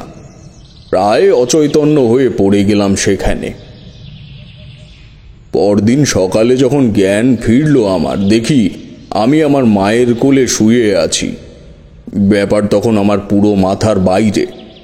কি করে কিভাবে বাড়িতে এলাম সে ব্যাপারে কিছুই জানি না। কেবল চোখ খুলে দেখি আমাকে ঘিরে সবাই দাঁড়িয়ে আছেন। মায়ের দিকে তাকাতেই মা বললেন, তুই কি আমাকে একটু শান্তিতে থাকতে দিবি না? কতবার বলেছি কোথাও যাবি না বাড়ি থেকে, আর যেই একটু চোখের আড়াল করেছি অমনি বেরিয়ে গেছিস বাড়ি থেকে। তোর জন্য কি চিন্তায় চিন্তায় আমার মরতে হবে? আর কোনো কথা বাড়ালাম না। একটু সুস্থ হতেই মায়ের কাছে পুরোটা শুনলাম। আমি চলে যাওয়ার পরে মোটামুটি এ পাশাপাশির গ্রাম মিলে বেশ ভালোই সাড়া পড়ে গিয়েছিল। আর এই সন্ন্যাস নেওয়ার পর থেকে আমাকে বেশ ভালো লোকেই চেনে। সেই সুবাদে নাকি খোঁজাখুঁজি চলছিল। পরে ডুমুরডাঙ্গার জঙ্গল থেকে আমাকে নাকি একদল জেলেরা উদ্ধার করে নিয়ে আসে। আমি ঠিক মিলাতে পারলাম না যে ব্যাপারটা কি হলো। যারা আমায় নিয়ে এসেছিল তাদের কয়েকজনের সাথে আমি কথা বলেছিলাম, কিন্তু তারা কেউ বলতে পারেনি আমাকে যেখান থেকে নিয়ে এসেছে তার আশেপাশে কোনো মন্দির ছিল কি না। আমিও আর খুব বেশি ব্যাপারটা নিয়ে জল খেলা করিনি, কারণ বুঝতে পেরেছিলাম যা আমার সাথে ঘটেছে তা কেবলমাত্র আমি কেন্দ্রিক কারণেই ঘটেছে। বেশি জল ঘোলা করলে এটা নিয়ে আবার বিভিন্ন প্রশ্ন উঠতে পারে, তাই চেপে গেলাম। দেখতে দেখতে প্রায় 4-5 মাস কেটে গেল। আমিও মোটামুটি প্রায় ভুলতেই বসেছি সেদিনের ঘটনা। আমি তখন মোটামুটি স্বাভাবিক হয়ে গেছি। বাড়ি থেকে আমার বিয়ের জন্য মেয়ে দেখা চলছে। চৈত্র মাস, বেশ ভালোই গরম পড়ে গেছে তখন। মায়ের অনুমতি নিয়ে আমি সেদিন যাচ্ছিলাম উত্তর পূর্ব গাঁয়ে এক গেরস্থ বাড়ির অনুষ্ঠানে। বাড়ি থেকে বলেই গিয়েছিলাম ফিরতে সময় লাগবে। হাঁটতে হাঁটতে তখন 2-3টে গাঁ পেরিয়ে অন্য একটা নতুন গ্রামে ঢুকেছি। দেখি সে গাঁয়ে মেলা বসেছে। কিছু দূর হাঁটতেই দেখি এক বড় শিব মন্দির। কথায় আছে যাত্রাপথে মন্দির দেখলে সে যাত্রা শুভ হয়, তাই এগিয়ে গিয়ে সে মন্দিরে একটি প্রণাম করতে গেলাম। এই সময়ে কি পুজো তা বুঝে উঠতে না পারায় একজনকে জিজ্ঞেস করতেই তিনি বললেন, আজকে চৈত্র মাসের শুক্লপক্ষ, এই দিনে আমরা বড় করে শিব ঠাকুরের পুজো করি। কথাটা শোনা মাত্রই বিদ্যুতের মতো আমার মাথার মধ্যে খেলে গেল সেই কথা। রুদ্রশঙ্কর সাধু আমায় বলেছিলেন চৈত্র মাসের শুক্লা পক্ষে কোনো এক শিব মন্দিরে আমায় যেতে। মনে কৌতূহলের বন্যা বওয়ার আগেই ওনার কাছে জায়গাটার নাম জিজ্ঞেস করলাম। আচ্ছা, এই গ্রামের নাম কি? শিবরামপুর। আমি অত্যাধিক বিস্ময়ে তখন সেই জায়গায় দাঁড়িয়ে আছি পাথরের মতো। তার মানে এই সেই জায়গা যার কথা তিনি আমায় বলেছিলেন। তার মানে এখানে এমন কিছু আজকে একটা ঘটবে যার জন্য আমায় আগেই জানিয়ে দেওয়া হয়েছিল। আমি আর দেরি না করে দ্রুত মন্দিরের ভেতরে চলে গেলাম। মন্দিরের ভিতরে গিয়ে যা দেখলাম তার জন্য আমি মোটেও প্রস্তুত ছিলাম না। দেখি একজন মহিলা মহাদেবের মাথায় জল ঢালছেন আর কাঁদছেন, কেঁদে কেঁদে বলছেন, হে ভোলানাথ, তুমি আমার স্বামীকে সুস্থ করে দাও। আমার কোন পাপের ফলে ওই মানুষটাকে শাস্তি দিচ্ছ জানি না। আমাকে সম্মান তারাও তুমি তাকে দান করো, আর তার সমস্ত রুগ্নতা আমায় দিয়ে দাও। দয়া করো ভোলানাথ, দয়া করো। ওনার এই অবস্থা আমি আর দেখতে পারছি না। তোমার কাছে এসে আজ অব্দি খালি হাতে কেউ কখনো ফিরে যায়নি। আমায় তুমি খালি হাতে ফিরিয়ে দিও না, ফিরিয়ে দিও না। এ কি দেখছি আমি? ইনি তো অমরাবতী গায়ের নায়েব গিন্নি ইরাবতী। এই তো কিছু মাস আগে মহা ধুমধাম করে দেবী লক্ষ্মীর পুজো করে ভোজন করালেন, কিন্তু উনি কাঁদছেন কেন? আর স্বামীর কথা যখন বলছেন তার মানে নায়েব মশাই, অর্থাৎ নায়েব মশাইয়ের গুরুতর অবস্থা। আমার তখন আর বুঝতে বাকি রইল না যে আমাকে কি করতে হবে। রুদ্রশঙ্কর সাধুর দেওয়া সেই সংকেতের মানে এবং এর জন্য করণীয় কি তা আমি ভালোভাবেই বুঝে গেলাম। গিন্নিমার পুজো সারা হয়ে গেলে আমি ওনাকে এক পাশে টেনে এনে বললাম, গিন্নিমা, আপনি এইদিকে আসুন, এদিকে আসুন। আপনি, আপনার কি হয়েছে আমাকে খুলে বলতে পারেন? আমি হয়তো আপনার সমস্যা সমাধান করতে পারি। ভয় নেই, আপনি হয়তো আমাকে চিনবেন না, কিন্তু আমি আপনাকে চিনি। আপনাদের বাড়িতে আমি লক্ষ্মী পুজোয় ভোজনে গিয়েছিলাম, সেখানে আপনাকে দেখেছি। আমার কথায় উনি হয়তো আশ্বস্ত হলেন। পুজো শেষে আমার সাথে মন্দিরের বাইরে এসে এক বেলতলায় বসলাম দুজনে। ওনার সাথে যারা ছিলেন তাদের একটু দূরেই দাঁড়াতে আদেশ দিলেন তিনি। তারপর আমার দিকে ফিরে বললেন, আমি হয়তো আপনাকে পুরোপুরি চিনতে পারছি না, তবে আমার এই বিপদে যেই আমায় যাই করতে বলেছেন আমি তাই করছি। জানি না ভগবান হয়তো আপনাকেও পাঠিয়েছেন আমায় এই বিপদ থেকে রক্ষা করার জন্য। আপনি এতটা উতলা হবেন না গিন্নিমা, শান্ত হন আপনি, আর আমায় বলুন কি হয়েছে। আমার স্বামী পেশায় নায়েব, পরম্পরা অনুসারেই আমরা এই ধারা বহন করে আসছি।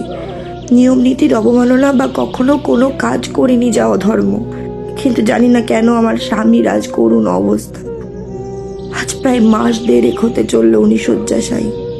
ডাক্তার, বদ্যি, সাহেব ডাক্তার, কবিরাজ, মন্দির, ঠাকুর দেবতা কোনো কিছুই বাদ দিইনি। কোনো কিছুতেই কোনো ফল পাচ্ছি না। কেউ ওনার কোনো রোগ ধরতে পারছেন না। কিছুদিন আগে শহরের ডাক্তার দেখিয়ে এনেছি, কিন্তু তারাও কিছু করতে পারেননি। এখন ভগবান আর আমার মা লক্ষ্মী ছাড়া আমার আর কোনো পথ নেই ওনাকে বাঁচানোর। হ্যাঁ, আপনি পারবেন ওনাকে বাঁচাতে? বলুন, পারবেন? আমি সারা জীবন আপনার সেবা করে যাব, কথা দিচ্ছি। শুধু আমার স্বামীকে আপনি বাঁচিয়ে দিন। এমন বলিষ্ঠ সুপুরুষ আজ রুগ্ন অবস্থায় শয্যাশায়ী হয়ে আছে। ওনার এই করুণ অবস্থা আমি আর নিজের চোখে সহ্য করতে পারছি না। শান্ত হন গিন্নিমা, শান্ত হন। আচ্ছা, আমাকে একটা কথা বলুন, আপনি কখনো কি কোনো আঁচ পেয়েছেন বা কোনো সংকেত কারো দ্বারা যে এমন হতে পারে? না, সেভাবে কোনো কিছু পাইনি, মনে পড়ছে না আমার সেরকম। একটু চেষ্টা করুন, কোনো রকমের কোনো সংকেত বা কিছু একটু কষ্ট করে মনে করার চেষ্টা করুন গিন্নিমা। হ্যাঁ, পড়েছে পড়েছে পড়েছে হ্যাঁ, একটা জিনিস মনে পড়েছে। কয়েক মাস আগে আমাদের বাড়িতে বড় করে লক্ষ্মী পুজোর আয়োজন করা হয়। বংশ পরম্পরায় আমাদের এই রীতি বয়ে আসছে। আমাদের পুজোর রীতি অনুযায়ী সেদিন ব্রাহ্মণ, বৈষ্ণব এবং সাধুদের সেবা করতে হয়। কোনো কারণে সেদিন কোনো সাধুর দেখা আমরা পাচ্ছিলাম না। অবশেষে দিনের শেষে একজন সাধুর দেখা আমরা পাই এবং তার সেবা করার পর তার আশীর্বাদ প্রাপ্ত হয়। তবে উনি যাওয়ার শেষে আমাকে আশীর্বাদ করার পর কি যেন একটা বলতে চেয়েছিলেন। আমার স্বামী পর্যন্ত এরকম কিছু একটা বলেছিলেন, কিন্তু ওনার গায়ে চাদর দেখে আমি ভেবেছিলাম ওনার হয়তো জ্বর এসেছে, তাই ওনার জন্যই একটি বস্ত্রের ব্যবস্থা করতে গিয়েছিলাম। ফিরে আসার পরে আমি আপনার কাছে জিজ্ঞাসা করেছিলাম যে উনি কি বলতে চাইছেন, কিন্তু পরে আর উনি আমাকে কিচ্ছু বলেননি। তথাস্তু বলে ওনার গন্তব্যের দিকে নিয়ে যায়। গিন্নিমা, আপনার চিন্তার কোনো কারণ নেই। ঈশ্বর হয়তো আপনার উপকারের জন্যই আমাকে এখানে পাঠিয়েছেন। আপনার স্বামী খুব দ্রুতই সুস্থ হয়ে যাবে। আপনি ভগবানে বিশ্বাস রাখুন আর আমার উপর ভরসা রাখুন। সেদিন আমার কথা মনে ভরসা করেছিলেন, যদিও আমি তখনও জানি না যে আমাকে কি করতে হবে। তবু বারবার মনে হচ্ছিল রুদ্রশঙ্কর সাধু যখন আমায় এই সংকেত দিয়েছিলেন, তখন এর পেছনে নিশ্চয়ই কোনো না কোনো বড় কারণ আছে। আমরা আর কথা না বলে নায়েব বাড়ির দিকে যাত্রা শুরু করলাম। বেশ কিছু পথ পাড়ি দেওয়ার পর আমরা পৌঁছালাম নায়েব বাড়িতে। বাড়িতে পা দিতেই মনে হলো বাড়িটা নিষ্প্রাণ হয়ে পড়েছে, একটা প্রাণ যায় যায় অবস্থায় দাঁড়িয়ে। তবে এই বাড়িতে মা লক্ষ্মীর আশীর্বাদের যে বিন্দুমাত্র কোনো খামতি নেই তা বলাই বাহুল্য। তবে সে বাড়িতে অমঙ্গলের কোনো আঁচ ছিল না। মনে হচ্ছিল যা হচ্ছে তা প্রকৃতির নিয়মেই হচ্ছে। কিন্তু যদি তাই হয় তাহলে আমার এখানে আসার সংকেত কেনই বা দিলেন উনি? বিনা কারণে তো হতেই পারে না। অন্দরমহলে ঢুকে গিন্নিমাকে বললাম, আমায় একবার নায়েব মশাইয়ের ঘরে নিয়ে যাবেন? আমি আগে ওনাকে দেখবো একবার। হ্যাঁ, আসুন, আপনি আমার সাথে আসুন। নায়েবের ঘরে ঢুকতেই আমি ওনাকে দেখে প্রায় শিউরে উঠলাম। কাকে আমি সেদিন দেখেছিলাম আর আজ তিনি এ কেমন অবস্থায়? ওনার কাছে গিয়ে ওনার নাড়ি পরীক্ষা করে দেখলাম ওনার অবস্থা একদমই ভালো নয়। পরে ওনার হাত দেখে আমি পুরো চুপ হয়ে গেলাম। ওনার আয়ু একদমই সীমিত, কিন্তু ভগবান কখনো দোষ ঘাড়ে নেন না, তাই ওনাকে অমন অসুস্থ করে নিয়ে যাবেন। কিন্তু এই কথা আমি কিভাবে বলবো গিন্নিমাকে? এত বড় মুখ করে আমি ওনাকে বললাম আমি কিছু হতে দেব না ওনার স্বামীর, কিন্তু এখন কি করে বাঁচাবো? মাথায় কোনো কিছু কাজ করছে না। ঘর থেকে বেরিয়ে এলাম।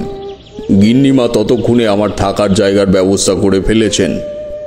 আমি ওনার স্বামীকে সুস্থ করতে পারবো শুনে উনি মনে একটু বল পেয়েছেন, কিন্তু আমি তো ততক্ষণে বুঝে গেছি সেটা আর সম্ভবই নয়। যার নিয়ম অনুসারে পরলোক যাত্রার সময় হয়ে গেছে তাকে আমি কি করে ধরে রাখবো এই সংসারে? তখন সন্ধ্যা নেমে গেছে, চারপাশে উলুধ্বনি শঙ্খধ্বনি শোনা যাচ্ছে। আমি অনুমতি নিয়ে ঘরে গিয়ে ঠায় বসে পড়লাম।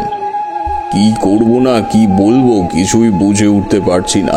মনে মনে মধুসুন্দরী দেবীকে স্মরণ করছি আর ভাবছি কি করব। কিভাবেই বা বলবো গিন্নিমাকে এই চরম সত্যি কথাটা। এমন সময় শুনতে পেলাম এই বাড়ির পূজা মণ্ডপে সন্ধ্যা আরতি হচ্ছে। ছুটে গেলাম সেখানে। গিয়ে কেবল দেবী লক্ষ্মী মায়ের মূর্তির সামনে দাঁড়িয়ে প্রার্থনা করছি এমন নিষ্ঠুর নিয়তি যেন না হয়, এমন নিষ্ঠুর কাল যেন নেমে না আসে বাড়ির ওপর। এমন করে এতক্ষণ বসে আছি আমি জানি না, হঠাৎ চোখের সামনে মা লক্ষ্মীর মূর্তি আলোকোজ্জ্বল রূপে ভেসে উঠল। সাথে সাথে চোখ মেলে দেখি লক্ষ্মী দেবীর মূর্তি আমার সামনে। মনের মধ্যে এক সমুদ্র বল পেলাম। তখনই ছুটে চলে গেলাম ঘরে। একটা জড়িবুটি বানিয়ে খাইয়ে দিলাম নায়েব মশাইকে। জানি এতে কিছুই হবে না, কারণ তখনও আমি প্রতিকারের কোনো ওষুধ বের করতে পারিনি, বা কি করব না তাও বুঝে উঠতে পারিনি। শুধু মনে বল ছিল এটাই যে ভগবান আমায় খালি হাতে ফেরাবেন না। সেদিন রাতে কারো সাথে কোনো কথা বললাম না, আর কেবল গিন্নিমাকে বললাম বাড়ির সবাই যেন এখন থেকে বেশ কিছুদিন নিরামিষ আহার করেন। আমিও সেদিন রাতে আর কিছু খেলাম না। ঘরে এসে শুয়ে মধুসুন্দরী দেবীকে স্মরণ করছি আর রুদ্র সংকট সাধুর নাম জপ করছি। চেষ্টা করছি এটা জানার যে কি উপায় থাকতে পারে, কি করতে হবে আমাকে। এমন ভাবতে ভাবতে কখন যে ঘুমিয়ে গেছি নিজেও জানি না। ঘুমের মধ্যে হঠাৎ মধুসুন্দরী দেবীকে দেখলাম স্নিগ্ধ মুখে আমার দিকে তাকিয়ে স্নিগ্ধ একটা হাসি দিচ্ছেন। ওনার এই হাসির অর্থ আমি জানি, আমার খুবই চেনা, কিন্তু উনি কোনো কথা বলছেন না। আর ভয়টা এখানেই লেগেছে যে উনি তো কোনো কথা না বলে থাকা মানুষ নয়। কথা না বলাটাই বরঞ্চ বিপদের আশঙ্কা। বললাম, দেবী, তুমি এসেছো আমার কাছে। আমায় বলে দাও আমি কি করে কি করব। আমি যে সত্যিই কিছু বুঝতে পারছি না দেবী।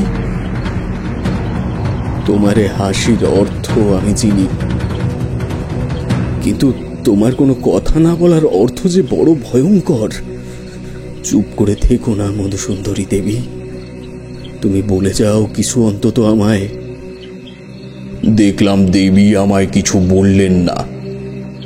আমি এতবার করে ডাকার পরও তিনি কোনো জবাব আমায় না দিয়েই চলে গেলেন।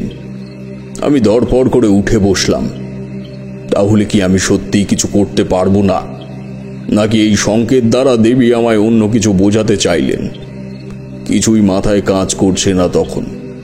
যাও বা একটু স্বস্তি পেয়েছিলাম সন্ধ্যায়, তাও যেন নিমেষেই মিলিয়ে গেল। ভাবছি এই মুখ নিয়ে কি করে দাঁড়াবো গিন্নিমায়ের সামনে, কেনই বা আসতে গেলাম এখানে। এসব ভাবতে ভাবতে আবারও চোখটা লেগে গেল আমার। ভোরবেলার দিকে আমি স্বপ্ন দেখলাম নায়েব মশাইয়ের সুস্থতায় আমি মহাদেবের পুজো দিচ্ছি। দিনে পুজো দেওয়া শেষে মাঝ রাত পর্যন্ত তার স্তব ও জপ করছি। সকালবেলা উঠে যেই বলা সেই কাজ। গিন্নিমাকে বললাম আজ সংযম করে কাল মহাদেবের পুজো করতে হবে, সম্পূর্ণ নিয়ম নিষ্ঠা মেনে পুজো করব। গিন্নিমা খুবই পয়মন্ত। পুজো আর্চা নিয়ম নিষ্ঠায় উনি যে প্রচণ্ড স্বচ্ছ তা ওনার কাজে কর্মে প্রকাশ পায়। আমি আর গিন্নিমা সেদিন সংযম করে পরের দিন নির্জলা উপবাস করলাম। নিয়ম নীতি মেনেই সারাদিন মহাদেবের পুজো হলো। পুজো শেষে মন্ত্রপুত ফুল গিন্নিমা পরম ভক্তি সহকারে নায়েব মশাইয়ের কপালে ছুঁইয়ে দিয়ে আসলেন। মোটামুটি সন্ধ্যা হয়ে এলে আমি গিন্নিমাকে অনেক জোর করলাম কিছু খেয়ে নেওয়ার জন্য, কিন্তু পতিভক্তি পরায়ণা সতী সাবিত্রী স্ত্রী স্বামীর প্রাণ রক্ষায় সব কিছুতে অনড় ও দৃঢ় প্রতিজ্ঞ। তিনি বললেন, আজকে আপনার সাথে সাথে আমিও মহাদেবের স্তব করব। দেখি উনি আমায় কি করে ফিরিয়ে দেন। যতক্ষণ না উনি আমার ভক্তিতে সন্তুষ্ট হয়ে সাড়া দিচ্ছেন ততক্ষণ আমি এই পণ ভাঙব না। ওনার ভক্তি বিশ্বাসের ওপর আত্মবিশ্বাস দেখে সত্যি আমিও অনেক বল পেলাম। কাজ আমি করে যাচ্ছি, কিন্তু জানি না এর ফলাফল আদৌ কি। দেখা যাক কাল সকাল অবধি সবটা করে কি ফল আসে। স্বপ্নের বিধি মতো আমি রাতের প্রথম প্রহর থেকে শুরু করলাম ভগবান শিবের আরাধনা। স্থান শুদ্ধির পর আসন শুদ্ধি ও গাত্র বন্ধন করে ভোর রাত অবধি আরাধনা করার পর মনে হলো একবার গিয়ে নায়েব মশাইকে দেখে আসি। যেমন কথা তেমন কাজ। ভগবান শিবকে প্রণাম করে আসন ছেড়ে উঠে দরজা খুলে রওনা দিলাম নায়েবের ঘরের দিকে। ঘরের থেকে বেরিয়ে সদর দরজা পেরিয়ে কিছু দূরেই নায়েব মশাইয়ের ঘর। ওনার ঘরের দিকে যাচ্ছি, এমন সময় হঠাৎ খেয়াল করলাম সদর দরজাটা হাট করে খোলা। আমি প্রথমে সেভাবে বুঝতে পারিনি। ভাবছি অত ভোরে সদর দরজা খুলে কে বাইরে যায়। গিন্নিমা তো বেরোবেন না, কারণ উনি পণ নিয়েছেন যতক্ষণ না ওনার স্বামী সুস্থ হয়ে উঠবেন ততক্ষণ একভাবে ভগবান শিবের আরাধনা করেই যাবেন। বাইক পেয়াদা অবশ্য কম নেই, কিন্তু তাও অত ভোরে তো কারো ওঠার কথা নয়। ওখানে দাঁড়িয়ে বেশ কিছুক্ষণ ভাবলাম, তারপর আবার মনে করলাম যে হয়তো হবে কারো প্রয়োজন, সেজন্য বেরিয়েছে। যাই হোক, আমি আর অত বেশি কথা না বাড়িয়ে নায়েব মশাইয়ের ঘরের দিকে আবার রওনা শুরু করলাম। ওনার ঘরে ঢুকতে যাব তার কিছু আগেই দেখলাম একজন বৃদ্ধ লোক বেরিয়ে সদর দরজার দিকে যাচ্ছে। আমারই পাশ কেটে যাচ্ছে, কিন্তু আমার দিকে একবারও তাকালো না। মনে একটা খটকা লাগলো। এত ভোরবেলা নায়েব মশাইয়ের ঘর থেকে কে বেরোচ্ছেন, আর সদর দরজার দিকে বা ওরকম হুড় হুড় করে হেঁটে যাচ্ছেন কেন? মনের সন্দেহ দূর করতে আমি বললাম, কে কে ওখানে? দাঁড়ান বলছি, একটুও নড়বেন না, দাঁড়ান ওখানে। আমি তাড়াতাড়ি গিয়ে ওনার সামনে গেলাম। লোকটাকে কেমন যেন চেনা চেনা মনে হচ্ছে, কিন্তু চিনেও যেন ঠিক চিনতে পারছি না। দেখতে বৃদ্ধ হয়েও যেন ঠিক বৃদ্ধ নন। বুঝে ওঠা কঠিন ওনার অবয়ব, যেন মুহূর্তে মুহূর্তে পরিবর্তন হয়। কোথায় দেখেছি কোনো মতে তখন মনেই করতে পারছি না, যদিও তখন মনে করার অবস্থায় আমি ছিলাম না। কারণ মাথায় তখন একটা চিন্তাই ছিল যে নায়েব মশাইকে যেভাবেই হোক এই অবস্থা থেকে বের করতেই হবে। আমি আর বেশি চিন্তা ভাবনা না করে ওনাকে জিজ্ঞেস করলাম, কে আপনি? আর এত ভোরবেলা নায়েব মশাইয়ের ঘর থেকে বেরিয়ে এদিকে যাচ্ছেন? আপনি কি এ বাড়িরই কেউ? কিন্তু আপনার পোশাক আশাকে তো মনে হচ্ছে না আপনি এই বাড়ির কেউ হতে পারেন। কেন? এই বাড়ির কেউ না হলে বুঝি এখানে আসতে নেই? আমি এ বাড়িরও লোক বটে, তবে এত যে আমায় প্রশ্ন করছিস, আমাকে আসার জন্য তো তোরা আমায় এত বেশি করে ডাকাডাকি করছিলি। আপনাকে ডাকাডাকি করছি? আপনার কথা আমি কিছু ঠিক বুঝতে পারলাম না, যদি একটু পরিষ্কার করে বলেন। সব জট যদি আমি খুলে দিই তাহলে তুই আমায় তো ধরেই ফেলবি। অত সহজে আমি কি করে হতে দিই তা? আমি আপনার কথার আদি অন্ত কিছুই বুঝতে পারছি না। অত বুঝতে হবে না তোর, যে কাজে যাচ্ছিস সেখানে যা। আমি সন্তুষ্ট হয়েছি তোদের ওপর। আমি মনে মনে ভাবছি লোকটা কি পাগল নাকি? কথাবার্তাগুলো কেমন যেন ছেঁড়া কাটা ধরনের। আমি যদিও ওনাকে ভালোভাবে দেখিনি, কারণ জায়গাটা প্রায় পুরোটাই ছিল অন্ধকার। আবছা আবছা আলোতে কেবল অবয়বটুকুই যা বোঝা যাচ্ছে। আমি আর ওনার সাথে কথা না বাড়িয়ে নায়েব মশাইয়ের ঘরের দিকে যাব, এমন সময় উনি বললেন, না নিয়েই চলে যাবি? কিন্তু আমি যে তোকে কথা দিয়েছি খালি হাতে তোকে ফেরাবো না। তোর কপালে সব থেকেও কিছুই নেই, সব কিছু পেয়ে কিছুই ধরে রাখতে পারলি না। তবে তোর ঘর আলো করে এক লক্ষ্মীমন্ত কন্যা জন্ম নেবে, যার মুখ দেখে তোর সমস্ত দুঃখ কষ্টের অবসান ঘটবে। আমি ওনার কথার কোনো ভাব বিশ্লেষণ করব সেই পর্যায়ে ছিলাম না। ভাবলাম আগে নায়েব মশাইকে দেখে এসে তারপর ওনার সাথে কথা বলবো। তাই দ্রুত পায়ে ওনার ঘরে ঢুকতে যাব, এমন সময় চুম্বক গতিতে মাথায় খেলে গেল রুদ্র শঙ্কর সাধু আমায় বলেছিলেন ঠিক এমনই কথা, যে তার সাথে আমার আবার দেখা হবে, আর তিনি আমায় তখন খালি হাতে ফেরাবেন না। তবে আমি যদি তাকে চিনি, ধরে রাখতে পারি, তাহলে তিনি থেকে যাবেন আমার কাছে।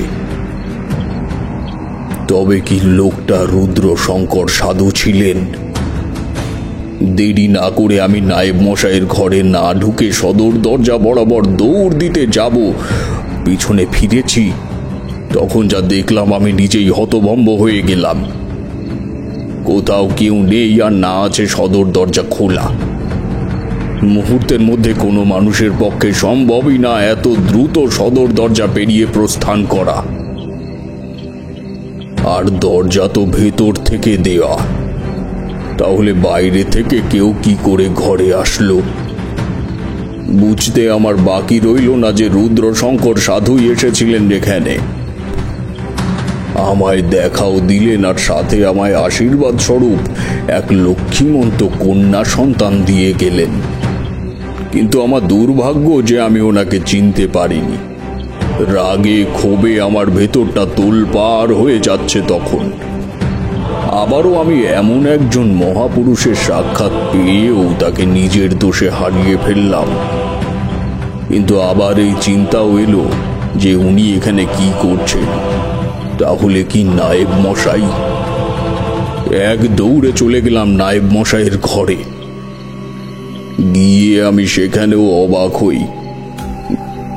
দেখি নায়েব মশাইয়ের আর সেই রুগ্ন অবস্থা নেই, সেই আগের মতো চেহারা ফিরে এসেছে ওনার। চোখে মুখে সারা শরীরে যা অসুস্থতার আবরণ ছিল সব যেন নিমেষের মধ্যেই রূপ পরিবর্তন করে নিল। আমি তার কাছে গিয়ে বললাম, নায়েব মশাই, আপনি এখন কেমন আছেন? সুস্থ লাগছে তো এখন? আপনি কি? আপনাকে তো ঠিক চিনলাম না। আপনি এত ব্যস্ত হবেন না। আমি মনে করুন আপনাকে সুস্থ করে তোলার জন্যই হয়তো ঈশ্বরের আদেশে আমি এখানে এসেছি। প্রণাম নেবেন আমার। আমি এখন অনেকটাই সুস্থ বোধ করছি, কিন্তু এক অদ্ভুত ঘটনা ঘটলো আমার সাথে কিছু মুহূর্ত পূর্বেই। কি ঘটনা? আপনি আমায় নির্দ্বিধায় বলতে পারেন। আপনি আসার কিছু মুহূর্ত আগেই এই ঘরে এক বৃদ্ধ সাধু বাবার আগমন ঘটে। আমি তখন চোখ খোলার মতন অবস্থাতেও নেই, এতটাই শরীর খারাপ আমার।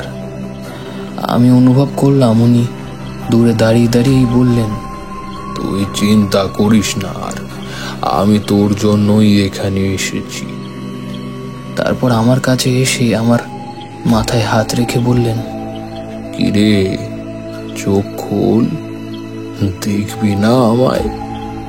উনি আমার মাথায় হাত রাখতেই মনে হলো আমার সমস্ত জ্বালা যন্ত্রণা অসুস্থতা নিমেষেই পড়ে গেল।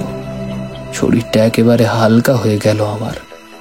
যে আমি কিছু মুহূর্ত আগেই নিস্তেজ হয়ে পড়েছিলাম, চোখ মেলে তাকানোর ক্ষমতা ছিল না, উনি মাথায় হাত রাখতেই সবটা নিমেষেই পালিয়ে গেল। আমি ওনার দিকে তাকিয়ে হাত জোর করে বললাম, কে কে ঠাকুর আপনি? আমি যে আপনাকে চিনতে পারছি না। উনি বললেন, তোরা স্বামী স্ত্রী মিলে আমায় অন্ন দিলি, বস্ত্র দিলি, আমায় এত সেবা করলি, ভুলে গেলি সব? আমায় তো ঋণী করে রেখে দিয়েছিলি, তাই আজকে এলাম সেই ঋণ মেটাতে। আমায় তুমি রক্ষা করো প্রভু, আমায় তুমি রক্ষা করো। এই মরণ যন্ত্রণা থেকে আমায় মুক্তি দাও, আমায় মুক্তি দাও। সতীসাধ্যী লক্ষ্মী তোর ঘরণী। সতী নারীরা যমের হাত থেকে তার স্বামীকে ফিরিয়ে আনে, আর আজকে তোর স্ত্রীও তোকে যমের হাত থেকে ফেরালো। তোদের দুজনের ভক্তিতে আমি সন্তুষ্ট হয়েছি। সদা সুখী হও। বলার পর আমি ওনাকে চোখ বন্ধ করে প্রণাম করলাম। উনি উত্তর দিলেন, তথাস্তু। তারপর চোখ খুলে আমি আর কাউকেই দেখিনি। অনেক ডাকলাম, কিন্তু কেউ কোনো সাড়া দিল না। আমি আবার কেমন যেন ঘুমিয়ে পড়লাম। আবার পরে আপনার ডাকে আমার চৈতন্য ফেরে। আপনি উত্তেজিত হবেন না নায়েব মশাই, সব কিছু ঠিক আছে। আপনি বিশ্রাম নিন, আমি গিন্নিমাকে এক্ষুনি ডেকে আনছি। ওনাকে ভেতরে রেখে বাইরে বেরিয়ে এলাম। তখন আমার কাছে সব কিছু জলের মতো পরিষ্কার হলো। গিন্নিমায়ের পবিত্র ভক্তিতে আরাধনায় ভগবান শিব সন্তুষ্ট হয়েছেন, আর উনি বারবার বলেছিলেন, তোদের আরাধনায় অর্থাৎ আমি এবং গিন্নিমা দুজনের পুজোতে তিনি সন্তুষ্ট হয়ে নায়েব মশাইকে আয়ু প্রদান করেছেন। আর রুদ্র শঙ্কর মানে শিব ঠাকুরকে তো সবাই রুদ্র বলে, আবার শঙ্করও বলে। দুয়ে দুয়ে চার করতে আমার আর সময় লাগলো না। নিজের ওপর অনেক রাগ হলো, কেন আমি এত কাছে এত সংকেত পাওয়ার পরেও তাকে চিনতে পারলাম না। যাই হোক, গিন্নিমাকে ডেকে আনলাম, সাথে বাকিদেরও খবর দিলাম। নায়েব মশাইয়ের এমন সুস্থতায় নায়েব বাড়িতে যেন খুশির আমেজ ফিরে এলো। সবাই রানীমার নামে ধন্য ধন্য করতে লাগলো। পরে সে বাড়িতে দুদিন আতিথ্য গ্রহণ করে বাড়ি ফিরলাম। সাথে তারা খুশি হয়ে প্রায় পাহাড় প্রমাণ সামগ্রী দিলেন। এত কিছু আনতে আমার সত্যি লজ্জা লাগছিল, কিন্তু এমন কঠিন রোগের থেকে রক্ষা পেয়েছেন তিনি, আর সেখানে আমারও অবদান আছে, সে কি আর ওনারা খালি হাতে ছাড়ে?